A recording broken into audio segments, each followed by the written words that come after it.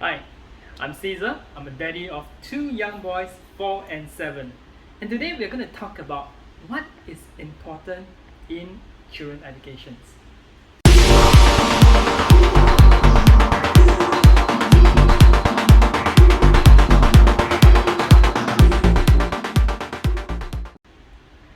Hi, I live in a highly stressed environment country, Singapore, where education weighs heavily in the hearts of both parents and kids. My wife and I started our journey in this education landscape when our boy is just 18 months old. And we've spent a lot of time just to find the best nursery for him. We spent days visiting every single nursery in our neighborhoods. In between, we even changed the nursery once because we are not happy with our boy's progression in the first nursery. Think about that. Then when he started kindergarten at 5 years old, we just started our journey to look for his primary school. So you can see from 18 months, we are looking for his nurseries, and by the time he's 5 years old, we need to look for his primary school. So it's like the journey never stops, you know. So we bought an apartment years before that at the neighborhoods where there is a good selections of decent primary schools.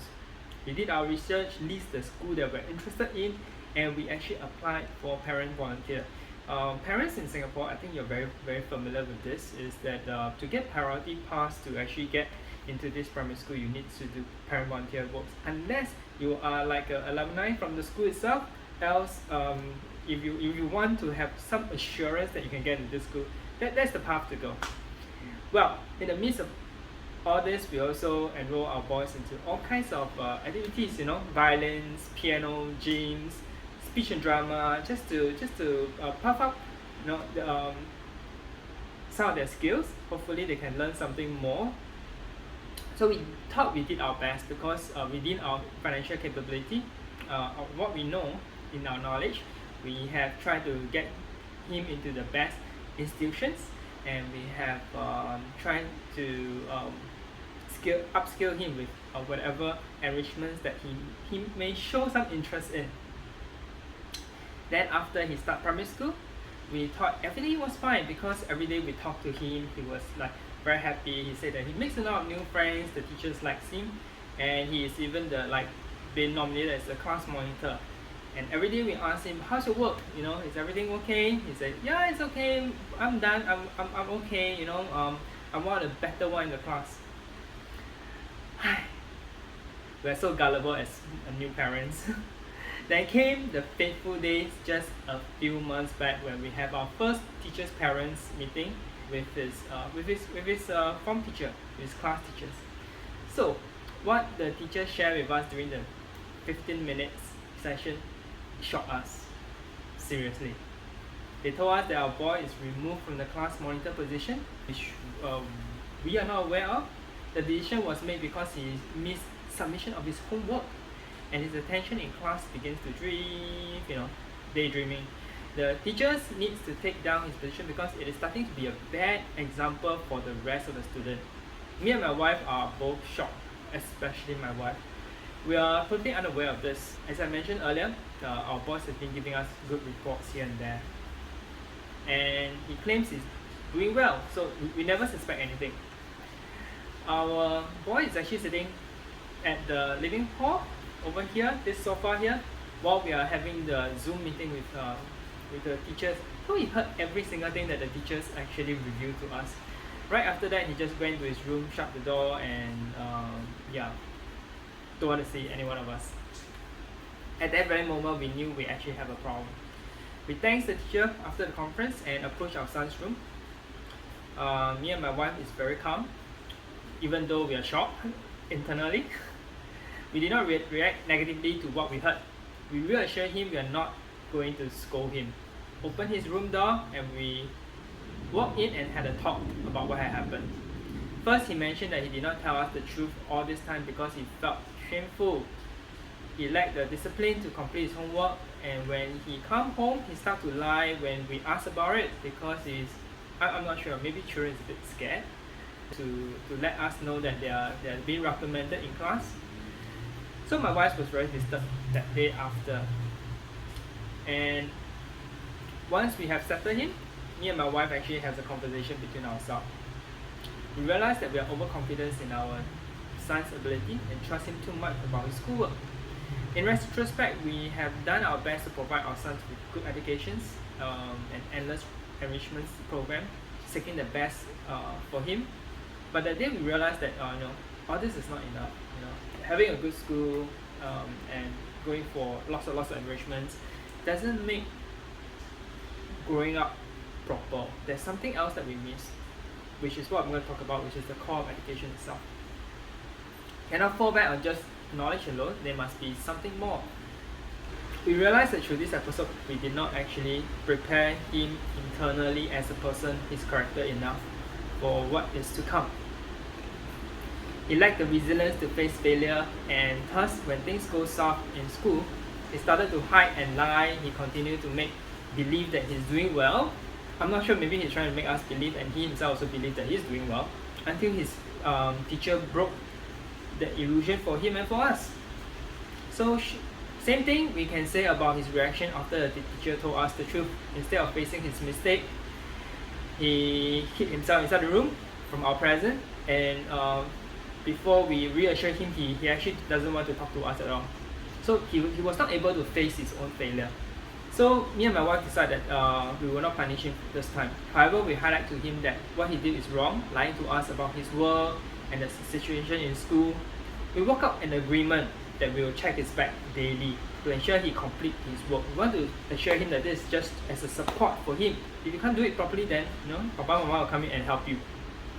We told him it's okay to make mistakes or to fail, but he should not hide from it. We assure him that we will support his need to make things right or to try again. But he needs to face his own challenges, and he needs to be truthful to us. After that day, me and my wife had a long talk, and we have agreement from there on. Our emphasis in our children education strategy will move away from academics to developing their inner character. We believe that if we do that well, their academic results will follow as well. No amount of enrichment classes or tuition can help the children to build their characters. As parents, we will do this ourselves. And this is something that you can't depend on a school or teachers to actually do it. And we have to do it early, before the formation of their characters is fixed. And we are lucky that we actually discovered this while he's still 7 years old. And because of him, we also know that we also need to work this on his younger brother as well, who is 5 years old this year. We did some research, and we conclude that we want our child to develop 5 core characteristics which we feel is important. One will be self-discipline, which is very important. Especially through this episode, we can see that one thing that why he was not able to do well in school is because of the lack of self-discipline. He was not able to complete his work on time. Resilient, very important, especially in this day whereby things change easily. We have to teach the children how to face failure or bad things coming their way in a more positive light. Like what happened to our son when things go south, he hides from us, he lies to us, or he closes himself inside the room. Things like this is not going to help them develop further in their life later on. So we need to help them to actually build resilience in their heart, so that they are able to face failure, to come out from failure, and to do better. Problem solving mindset is also very important. Instead of trying to hide away from things that doesn't go right in your path, you find ways to resolve the issue, find ways to solve a problem. So that will probably help in the resilient part as well. A healthy competitive spirit. This is something that we as parents we want him to have, because I felt that as long as you want yourself to do better, you will actually push yourself hard in terms of discipline. You will want to say, hey, I'm not doing well now, is there something else I can do better? So the competitive spirits is very important. But why I emphasize on healthy competitive spirits? Because this is not to compete with others, but actually to compete with ourselves. How I can do better than myself today, or how can I better in what I'm doing right now.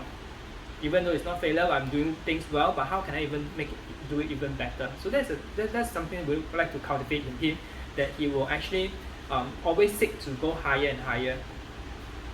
social responsibility is very important. No matter how successful he is, we want him to know that it's not all about himself. It's also about his family, his friends, or even people around him, his nation, his environment, the world on a whole. We want him to grow up as a social responsible guy. Now this is just our personal list because we went through some parenting book, what are the important characters a child should have.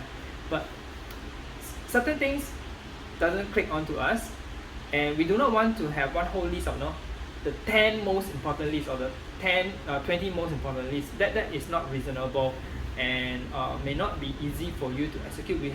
So we actually scale down to these 5 things that we say these 5 things must have. So for you, okay, as a parents, you may have your own list. Okay, it may not apply to you. That's fine. Okay, most important thing is you must have your own list. What is important to you? Okay, for your child to be as a grown up. Okay, what you want them to grow up to become.